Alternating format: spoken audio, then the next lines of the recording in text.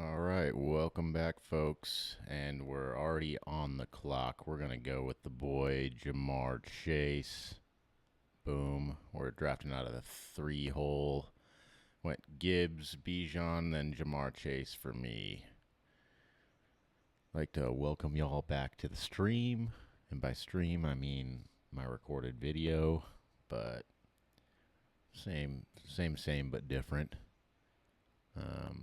JSN goes, Puka goes, JT McCaffrey coming into the 1-2 turn. James Cook going a little bit early. CD. Jefferson goes 11 hole. If we can get one of these running backs that usually goes at the beginning of the second to fall to us at the 210, that would be amazing, but it's just highly unlikely. They're all going to go. Kenneth Walker is really falling right now. That anyone who gets him is going to be stoked on that. Bowers goes. Got 2 more bullets to dodge. I doubt it's going to happen, but... And there he goes, Walker. Man, Puka Walker start. That is rare. And we're going to go Jeremiah Love. Little rookie action to start. Hopefully he pays off like Saquon his rookie year. That would be just marvelous. And we're probably... Yep, I think we're going to go with... We're going to go with Brees. So we're starting off Jamar Chase, Jeremiah Love, Brees Hall. Not a bad start. Not a bad start. I think Brees, I've talked about this in the past, but I think Brees is going to have a big role this year. The Jets are going to be better than they were last year. He re-signed his contract, or signed a new contract, extended it. Got paid. So this guy's got no reason not to try to ball out this year. And I think they're just going to work him hard. So, get their money's worth. So I think he could be a great fantasy pick in the 3rd round. And we've seen him have great fantasy years in the past. So if Jeremiah Love gets anything around a Saquon rookie year and Brees Hall produces like a RB1, then we should be having a great start here. After Brees Hall went George Pickens, Chris Olave, Ladd McConkey, Malik Neighbors, and then ETN. Man, I'm definitely a little envious of the guy out of the 5 holes start with Puka, Walker, Olave. That is nice. That is unique right there. Ridiculous. Nice start, my man.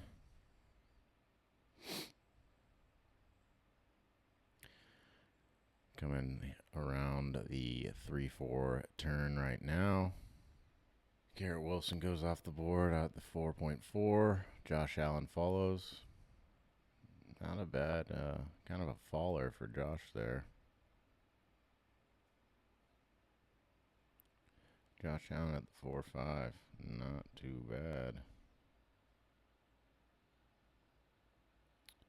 Yeah, I mean, ADP 33, that guy got him at 41, so some nice value there for the guy drafting out of the 8-hole. Jacobs goes after Allen. Evans, then Loveland. We're up next. And I think what we're going to do is go Montgomery here. All right, we got Montgomery, and then we're going to hope that McLaurin falls to us. I don't really have any McLaurin shares, but never mind. There he goes. Fudge. There goes my plan of action. But maybe Waddle will fall to us. That would be crazy, but that would be great. And he does. I guess we're going Waddle. Good deal. All right, Jamar Chase, Jeremiah Love, Brees Hall, David Montgomery, Jaylen Waddle. Hey, I'll take it. good start. Solid running back room, and we got two solid wide receiver ones. Tootin goes after Waddle, followed by Devontae Adams and Jameson Williams. Lamar goes at the 5-9. Coming up here at the 5-6 turn. And the drafter of T. Higgins right there at the 12 spot takes Burrow from us. So our dreams of getting a Burrow Chase stack are no longer, but, you know, it's pretty uncommon, at least from my drafts, to see that happen or to see the Chase get paired up with Burrow. Jordan Tyson off the board.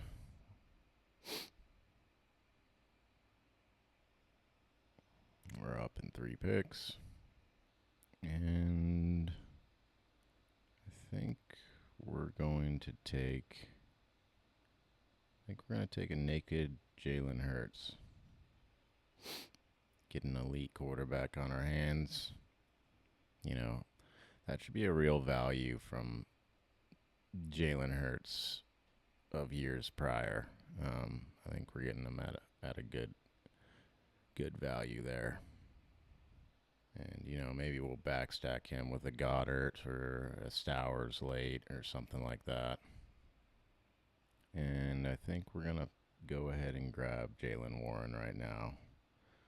And, I mean, we could essentially do a hyper fragile now and just stop at 4 running backs if we want to. All their buys are on different weeks. I think that's what we might do. And we could probably also get away with just one more quarterback, but this will probably be a 3 quarterback build still, depending on how everything falls. Trevor Lawrence goes to the 9 hole, stacking him up with Washington shortly after he took Lamar. That guy at the 12 hole double clicked Herbert, then QJ for the stack. Hopefully we get Downs to fall to us right here. That would be a great little scoop for us if we can handle it. And then on the way back around, we'll probably grab Nix to stack up with Waddle, but we'll see here. And Downs does fall to us. That's great.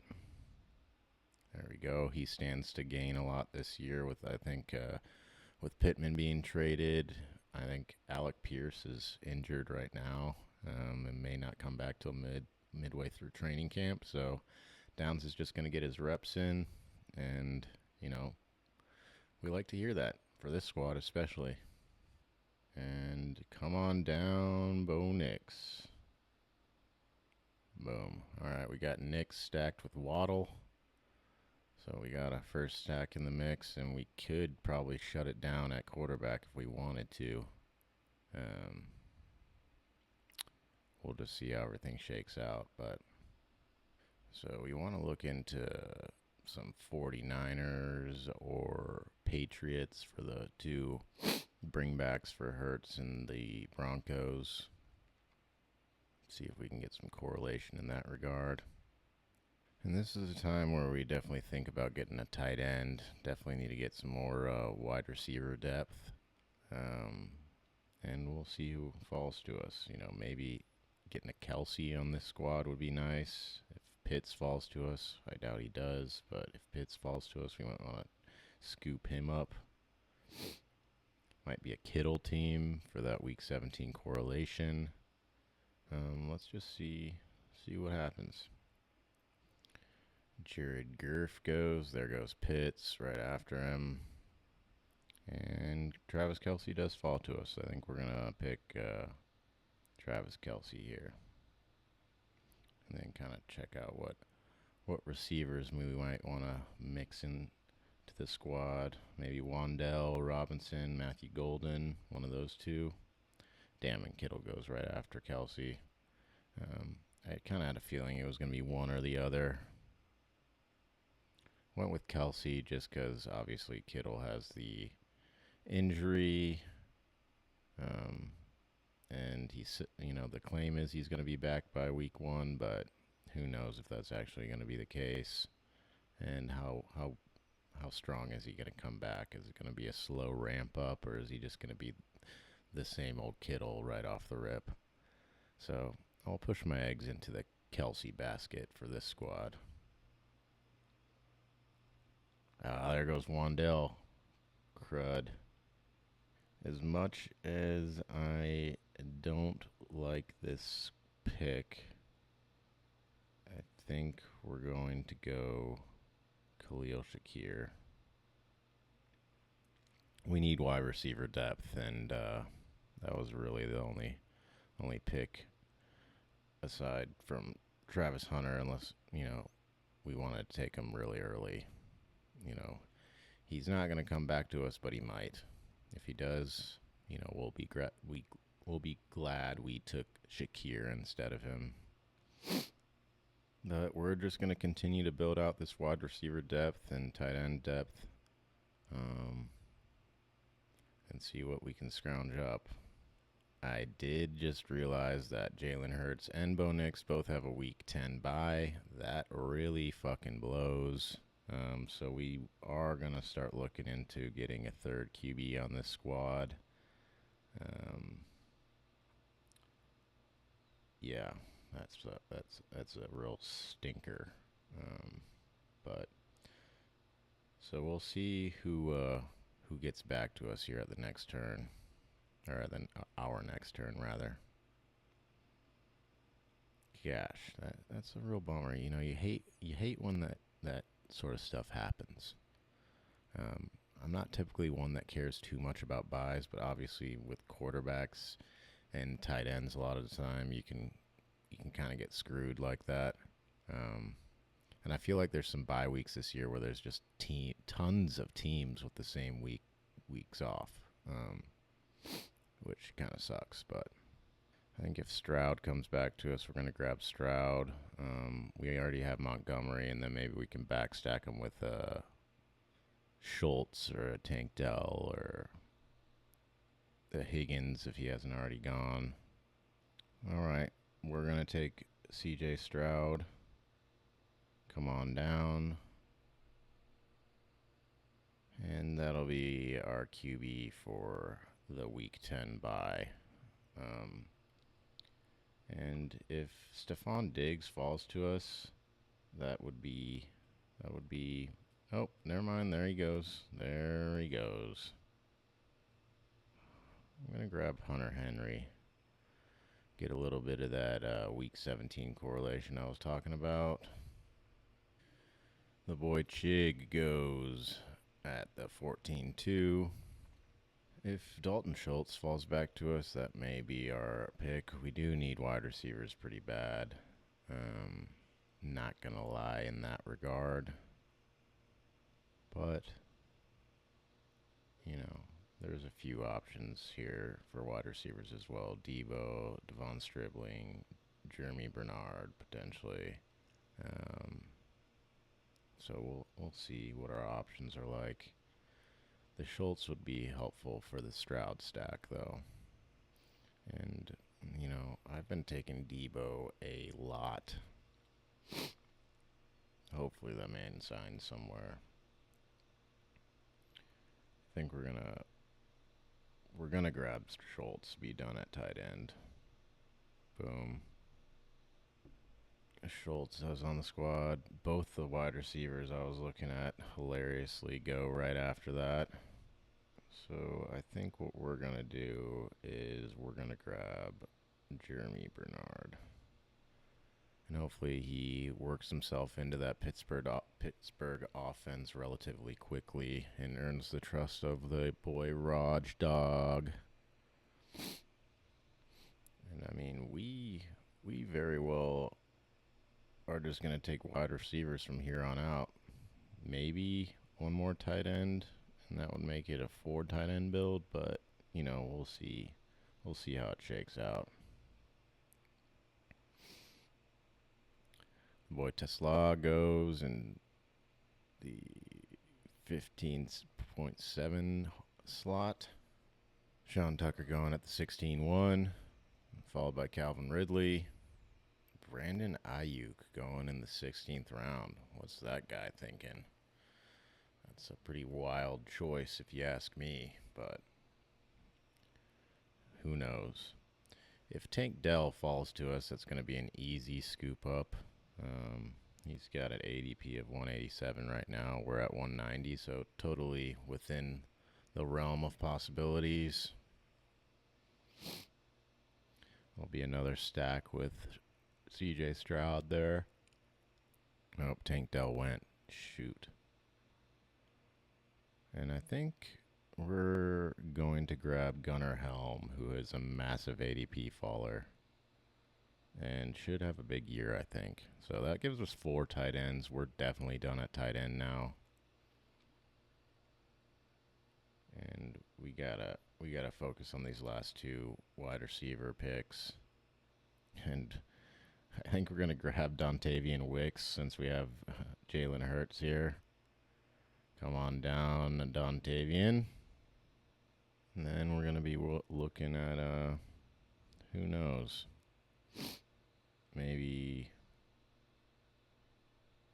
Might be looking at A.D. Mitchell or, a Troy Franklin or a Pat Bryant to stack up with Knicks. Who knows? Maybe a Chris Brazzle.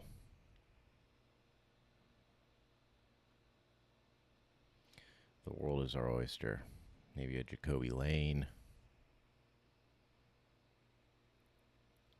I've already got way too big of a Surratt bag, so may want to get me some Lane in our life. This draft feels like it flew by. Got some mangy mutts barking outside.